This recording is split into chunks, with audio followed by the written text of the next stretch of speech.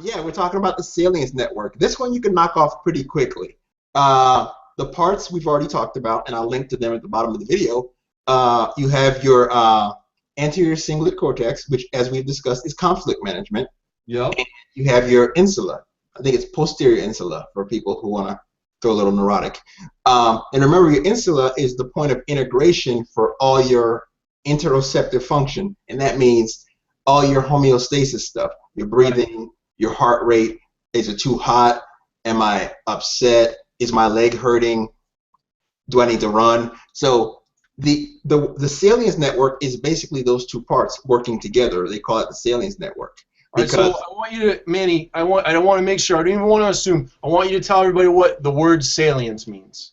Salient means, now, see, I'm thinking of every other metaphor that would probably lead to another word that would need definition. Like, if you were walking across some grass and you were like, grass is nice, and at some point there was a nail in the grass or a thumbtack position just right, that would be salient. If someone is telling you a story and the majority of it is boring, and then they get to a part where it's like really exciting, that would be salient. It's the part that stands out enough to knock you out of your autopilot. It's picante. That's a good word. Picante? How's that? Yeah. Yeah, I'm getting nachos right after this with salsa, so whatever. Okay. Yeah. So it's like it's the part that stands out from within the landscape. It's the foreground. So it's having something, is a quality that makes something noticeable? Yeah, it's the fact that it's palpable, it's visceral. Okay. You can sense it, and it's by definition the thing that wakes your brain out of the default mode network where you're sitting there thinking about nothing, daydreaming or whatever, and if someone slams a ruler down, that's pretty salient. Okay. You know, if someone scratches the board with their nails, that's salient. Something that triggers your attention, an alert response. And so why, this may seem obvious, but again, I just really want to make sure we cover this for folks. Why do we need a salience network? Just to get us out of our default mode? Yeah. Okay. Because problems in salience, ADD is an example of problem in salience, because salience gives you error monitoring. In ERP, in event-related potential, it gives you error monitoring. Because you walk around all day and you do stuff sort of on autopilot. You grab a doorknob and you expect it to have a certain tension if you live in the house and you're used to it. If it didn't turn like you expected, your brain would be like, oh, and then you would turn harder. Because you kind of kickstart your scripts in your brain. A lot of your scripts are autopilot. You know, you drive to work, unless someone hops out in the road, you may or may not remember the fact that you triggered the script and autopiloted all the way there. It's the ability to kick you out of, and remember, default mode network, which I'll also link to, does like self-referentials in episodic memory, sort of thinking about the past, thinking about the party you were at, just it goes into that mode anytime you're doing something habitual enough where you can go into daydreaming, into mind wandering. Your default mode network starts firing off. And you might continue to do the thing you were doing just fine. But if you hit a point where you need to stop the habit aspect, the habit's not working, then your insula is like, oh, we're not happy. Something salient happened. Either I'm in the shower and it got hot enough where I need to stop thinking about my hair and turn it to shower, or just anything that threatens homeostasis. And that's a great example. The shower example, that's really good. Because it's very common to be in the shower and go internal, right? Yeah. And be in your internal world, and then someone flushes the toilet or you run out of hot water or something, and the water temperature changes, and now you've had an external thing come in and snatch you out of default mode, right? And that's because you had a salient experience that did that. Yeah. Okay. Some sort of external stimulus was salient enough to jolt you out. Now, to put it in context, well, we already reviewed what the default mode does. It's sort of your introspective, just me, myself, and I. Right. You have that down here. Now, we talked about the executive, the CEN, Central Executive Network, which was responsible for top-down, where you decide, okay, it's time to find something, it's time to do homework, it's time to think about, you can pull yourself through the frontal parietal mode, frontal parietal pathways out of default mode. That's what we discussed, I think, on the last episode. That's top down. Bottom up is the salient network. It's when something in the universe happens or something in your body happens that you need to respond to. So that triggers your brain into activity. That's your reactive versus proactive. That's top down. I mean, that's bottom up. Bottom up. Yeah. Okay. So I think we covered the parts. We covered what it does. Autism is when your salience network is overconnected. So it's that one of the leading theories of autism is what's called the intense world theory, where everything is salient. That's why people with autism don't like the eye contact, because it hyper triggers. You know, we all get a little bit of sympathetic response, like from eye contact if someone's looking angry or whatever. Right. For them, the eye-to-eye contact triggers pretty much a larger sympathetic response than it does in most people.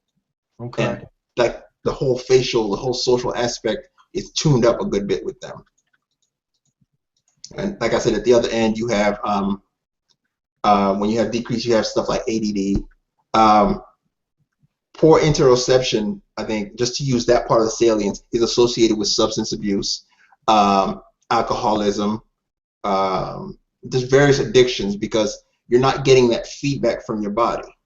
Now, mindfulness point, the deep breathing exercise, which we did on the first episode, the 5-minute one, results in improved interoception.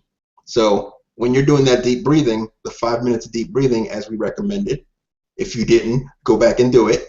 But what that does is it helps increase the myelination such that your salience network becomes more responsive to inner body signals. You know, you become more aware when your breathing is accelerating, which is a stressor. You become more aware of when your heart is beating. You become more in touch with your inner signals, and you're able to respond to them adaptively, instead of suddenly when your heart is drumming, that's when you notice and you associate it with panic attacks. That's all the data I'll give for now. Okay. All right. Okay. So now we're getting to, you know, even I'm trying to think about, you're doing a good job. We're really talking now about bringing the parts together that we've talked about. I mean, in a pretty dramatic fashion, is we've got the insular cortex, the ACC, the default mode network that we talked about 2 videos ago. Now with this salience network, like, there's a lot of different things coming together here, and I think that's important just to acknowledge that that's what we've got going on all the time, right? Is you've got this amazing thing in here where all this stuff is firing off every moment of the day in some shape or form. Yep. And the key again is, you guys don't all have to know this stuff like Manny knows it. What we're trying to help you do is just get to some level of understanding that you don't have until now, so that once you know it, you have an awareness of what's going on, so that maybe you can feel more empowered to do something about it. Exactly. That's what we're looking for. Yeah, the goal is to stop thinking of your brain as a lump of mush.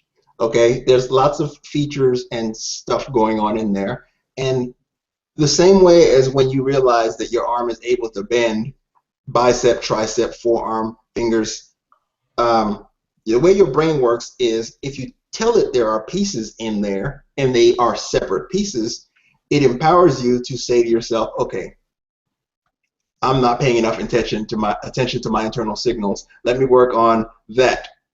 These are all individual things that you can do in your brain, that your brain does for you on autopilot so you can survive. But the awareness of the existence of those features, it's like software, allows you to reach in and take it out of autopilot. When you start doing the breathing and you realize, okay, I've noticed that, and to use a technical term, it's high frequency heart rate variation, or you can just look up HRV. Your heart rate variation is an index of your ability to be resilient and to handle stress. So how do you control your heart rate variation? Deep breathing. The next time you're flipping out and you're hyperventilating and you're puffing off all that CO2 and making your body, your body's shooting off CO2 trying to make your system less acidic. Okay? So these are all signals that when you start to think of them as signals from your subconscious mind giving you physical manifestations of what's going on in your system, it becomes like you become your own dashboard essentially.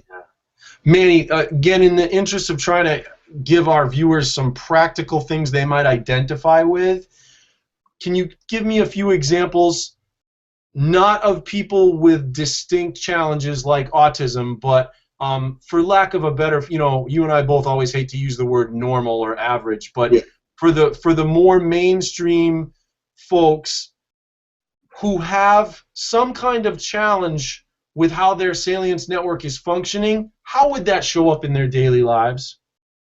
Anxiety. Feeling that just struggling to cope, kind of. Biting your nails, what'd you say? I said just sort of, if you identify as someone that you feel like you just have a hard time coping. Yeah. Yeah. Because your internal signals, I'll tell you, the difference between a healthy, adaptive relationship with your interoception, with your internal signals, is being able to be like, okay, my heart is racing. Let me evaluate the threats. Versus people with generalized anxiety disorder, social anxiety disorder, addiction, various other conditions, when they get those signals, they're like, go. Okay? You go into what's called schema behaviors, and these are really rigid, involuntary behaviors where you don't feel like you have a choice. It's time for cocaine. But let's go simpler though. I love your example of the nail biting because so many people do it, and they know that so many people do it that it's almost like they think that makes it okay. Yeah. They think, well, that's just what people do. Lots of people chew their nails. And it's like, no, you chew your nails because you, like lots of people, aren't handling your energy. You're not, Yeah. Lower back pain. Back pain. That's another great example. It's alexithymia. Just because you hold in the anxious energy doesn't mean you solve the problem. The way to solve the problem is to learn to read that signal, sit with it, process it, watch it all the way through, because you've given it your attention now. The second you give that signal your attention, it dissipates instead of sublimating. Well, sublimating would be a healthy manifestation, like if you became an artist and started composing stuff. But it becomes repressed, and I think it's conversion disorder is the diagnosis we give that. Like psychosomatic conditions of conversion disorder, where that sympathetic energy is still firing off in your body, that nervous energy. And those nerves in your body, not all of them go to your brain.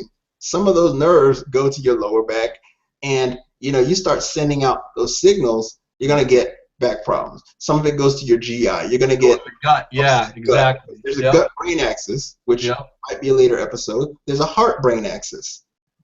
There's your skin responses. You end up with like dry skin due to sympathetic overstimulation. So, and it's just, the nails are one manifestation. Snapping at people all the time is another manifestation. Migraine headaches, another manifestation. Neck and pain. All these things are signals from your body that there was something earlier you should have been paying attention to. And usually it's something as simple as, it really is that simple. It's unfortunate. But the further you let the condition go, the further we have to walk it back.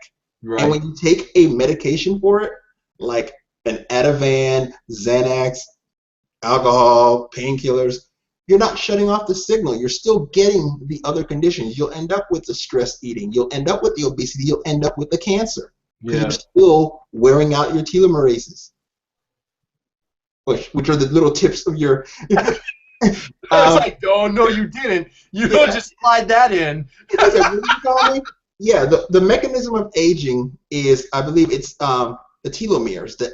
The way you can tell how much someone has been through in life is your telomeres get chewed up. Now, if you're stressing all the time, your telomeres are chewing faster. If you're getting sick, your telomeres are chewing faster. Now, at the end of each DNA, each chromosome, you have telomeres. When you eat through telomeres, you start eating through stuff you need, and then you have cancer. you start getting all the old aging conditions earlier. Yeah. I mean, that's the pathway. When you hear people getting healthier, it's so that you don't wear your machine out. Right. All right. Well, that was awesome, and I think we've given people enough to think about. So what you guys should do is, if this resonates with you and you want to get more into adapting your lifestyle to how to develop some healthy ways to deal with this stuff, go back and check out our earlier video. We'll link it in this post about mindfulness, where we talked about mindfulness, and start practicing some of the simple exercises that Manny gave in that video as a way to start practicing raising your awareness of what's going on internally, and getting some clues about how your energy is manifesting and what's going on.